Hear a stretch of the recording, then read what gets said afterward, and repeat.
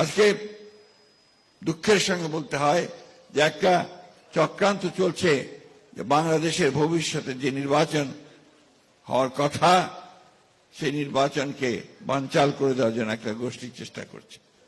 আজকে দুঃখের সঙ্গে বলতে হয় যে একটি উগ্রবাদ, তারা বিভিন্ন রকম উগ্রবাদের কথা বলে মানুষকে বিভক্ত করতে চায়, বিভাজন করতে সৃষ্টি করতে চায়। আজকে আমাদের সকলের দায়িত্ব হবে একসাথে, ঠিক ৭১ সালে যেমন আমরা সবাই হিন্দু, মুসলমান, বৌদ্ধ, খ্রিস্টান, আমরা ক্ষুদ্র জাতি বা বড় জাতি একসাথে বসে লড়াই করেছিলাম আমাদের একটা ভূখণ্ডের জন্য, স্বাধীনতার জন্য, সার্বভৌমত্বের জন্য, আমাদের অধিকার প্রতিষ্ঠা করার জন্য।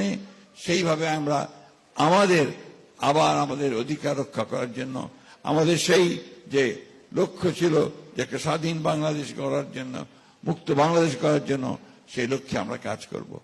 আমাদের বিশ্বাস আছে যে আমাদের নেতা ডক্টর রহমান সাহেব উনি এখন পর্যন্ত যে কথা আমাদের সামনে বলেছেন, যে কাজ তিনি করেছেন, তাতে আমি সকল জাতিকে ঐক্যবদ্ধ করে, জাতির সকলকে ঐক্যবদ্ধ করে আমরা সেই লক্ষ্যে এগিয়ে যেতে পারবো।